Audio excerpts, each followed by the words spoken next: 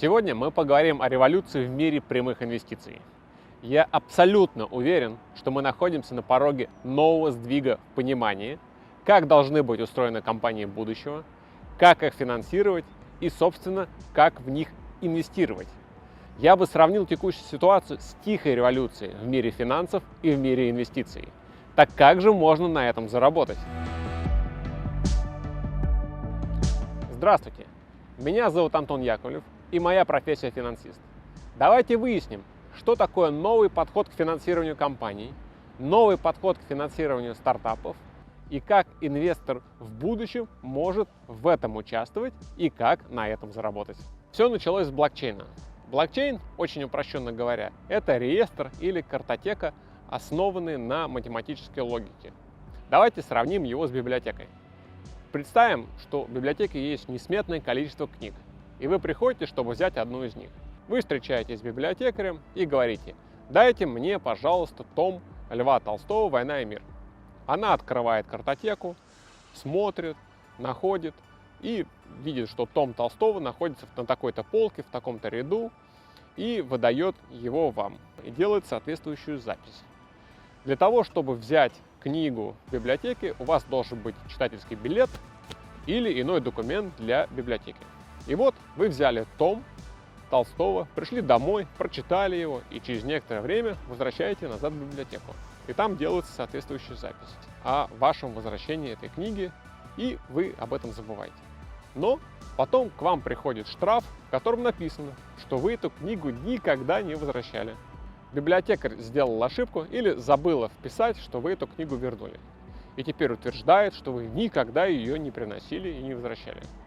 Делает она это потому, что просто забыла, или потому, что не хочет признаться в том, что она допустила ошибку.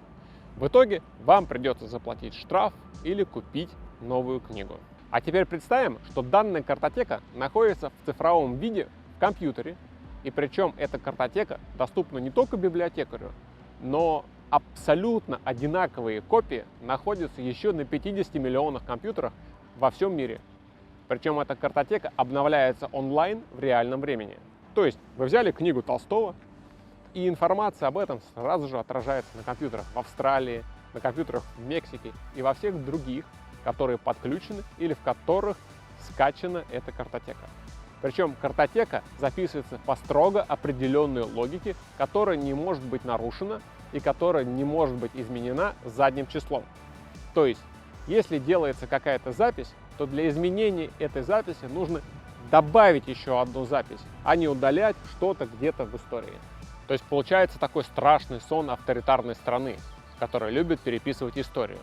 То есть на основе вот этой системы блокчейна переписать историю просто невозможно. Вернемся назад к нашему библиотекарю. Она выдала вам книгу Толстого, запись появилась об этом в реестре, и на всех компьютерах, которые подключены к этой системе, появилась эта запись. Потом вы принесли книгу назад, она внесла данные в реестре, что все возвращено, и информация опять сохранилась во всей сети компьютеров, и вы пошли домой. Потом по какой-то причине библиотекарь потеряла книгу и хочет повесить вину на вас. Пытается изменить запись о том, что книга была сдана, а система ей не дает. 50 миллионов пользователей знают о том, что вы книгу вернули, потому что без вас сделать какую-то иную запись она просто не может. Ей ничего не остается, как просто признаться в том, что книгу она потеряла или отдала кому-то и не несла соответствующую запись. Именно она понесет ответственность за такую оплошность. Давайте оставим нашу бедную библиотекаря в покое и вернемся к блокчейну. В вышеупомянутый пример есть очень упрощенное объяснение того, как работает блокчейн. Представим, что мы хотим таким же реестром или картотекой описать реально существующую компанию, или реально существующее здание, или картину, или иной объект, представляющий ценность. Представим, что есть стартап, который занимается роботами и искусственным интеллектом. Допустим, этот стартап оценен экспертами в 2 миллиона евро. В блокчейне мы можем написать, что это за проект, как он выглядит, откуда он берет деньги, какой у него бизнес, как он планирует зарабатывать деньги и когда. Также допишем, что проекту для развития требуется 500 000 евро. На эти деньги он сможет сделать определенные, четко описанные шаги, которые позволят ему заработать определенное количество денег. Таким образом, на выходе мы имеем стандартное описание бизнес-плана для презентации бизнес-ангелам или инвесторам, которые инвестируют напрямую в стартапы для того, чтобы купить задешево то, что в будущем может стоить очень дорого. За 500 000 евро компания предлагает инвесторам 25% доли в бизнесе. И теперь, вместо того, чтобы заниматься сложным и трудоемким процессом поиска инвесторов, создания уймы разных презентаций и общения с избалованными банкирами, и, что важно, выплаты огромных комиссий для получения финансирования, компания выпускает акции. Допустим, 1000 штук номиналом в 2000 евро. Но вместо того, чтобы регистрировать стандартное акционерное общество, компания выпускает эти акции на блокчейне. Мы помним, что в блокчейне мы прописали все. Что это за компания, какой у нее бизнес, чем она зарабатывает и что она хочет делать. И как только мы выпустили акции на блокчейне, изменить назад уже ничего нельзя. Поэтому эти акции 21 века принимаются наравне с обыкновенными акциями акционерных обществ.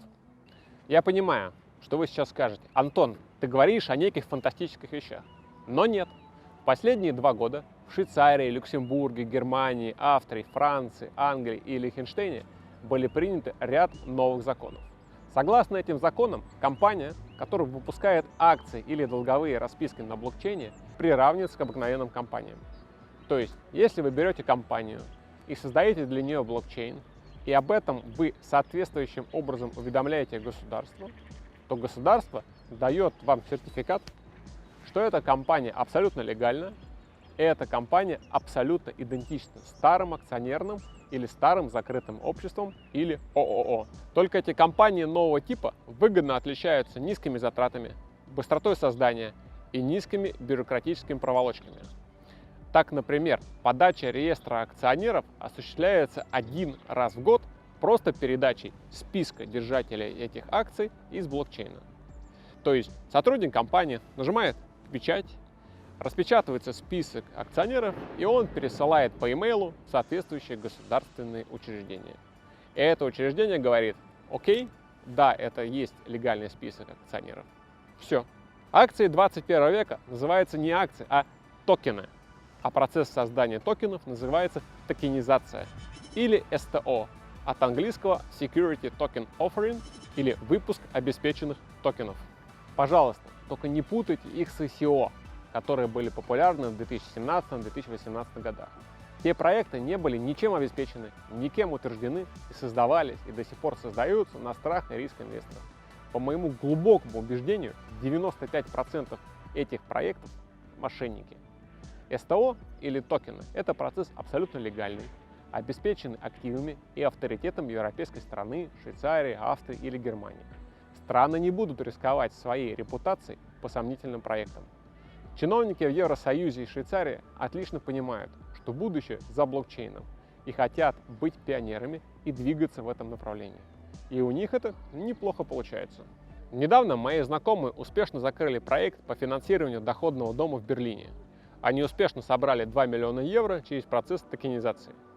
Если вы погуглите, вы обязательно найдете все больше и больше проектов, которые начинают процветать в Европе на основе блокчейна или на основе токенизации. Описанный выше проект стартапа роботов и искусственного интеллекта – это тоже не выдуманная история. Это реально существующий проект, которым сейчас занимается проект Филмоментум совместно со швейцарской частной управляющей компанией. Я обязательно в других видео расскажу вам больше деталей об этом проекте и о том, как инвесторы могут напрямую инвестировать в стартап, защищенный люксембургским законодательством. Конечно, это не единственный проект. Есть еще в подготовке другие проекты из сектора недвижимости и из сектора роботостроения. И об этих проектах я тоже обязательно расскажу в отдельных видео. Если мы резюмируем, то сейчас в Европе случается или уже случилась тихая революция в мире финансов и в мире инвестиций. Прямые инвестиции будут доступны гораздо большему количеству инвесторов. Система инвестирования будет гораздо проще и, что особенно важно, гораздо прозрачнее. Я абсолютно уверен, что в ближайшие 5-10 лет мы увидим бум финансирования через токенизацию. Сначала в Европе, а потом и во всем мире. Я, как профессионал, говорю, что я не знаю более удобного, прямого прозрачного и защищенного способа прямых инвестиций, чем вышеописанный метод токенизации. Спасибо, что посмотрели это видео. Я надеюсь, что оно было полезно, и вы немножко поняли о том, как работает новый метод финансирования и инвестирования, который сейчас находится в зародыше, но который будет бурно развиваться и на котором отдельные умные инвесторы сделают новое состояние. Я жду ваши вопросы, я жду ваши комментарии ниже под этим видео. Подписывайтесь на канал, нажимайте колокольчик.